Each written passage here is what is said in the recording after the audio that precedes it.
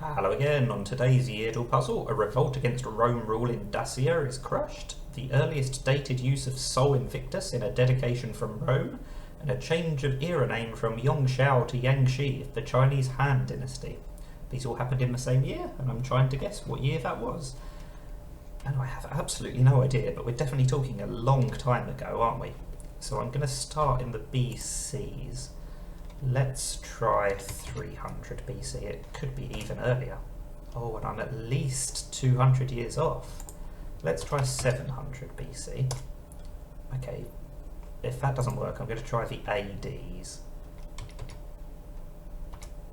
Okay, so I'm slowly making progress. I'm finally within 200 years. Let's just go to 0 and see if that helps. And it hasn't really helped, has it? It could be something like 50. That would be slightly more than 40 years away from both of those. I should have tried 20 rather than 100 because then, 20 rather than 0, because then I'd know that it wasn't between those two events. Those two guesses, sorry. Let's go back to 150? No, to 50 BC. And that's at least 200 years off, so it has to be after 150, but before 200. So let's just try 175 and see what happens. And we're still at least 11 years off. Gonna have to try a little bit later. We're still at least 11 years off. Wow, okay, so it can't be any later, because it couldn't be after 200 AD.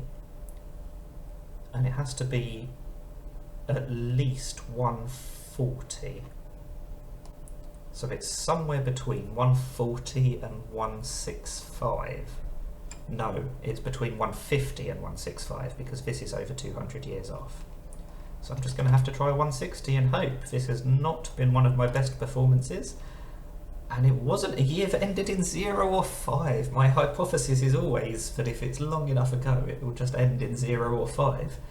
Because I suspect that they round lots of historic events to the nearest decade, but clearly not today. So these events all happened in 158. So I was 458 years off with my first guess.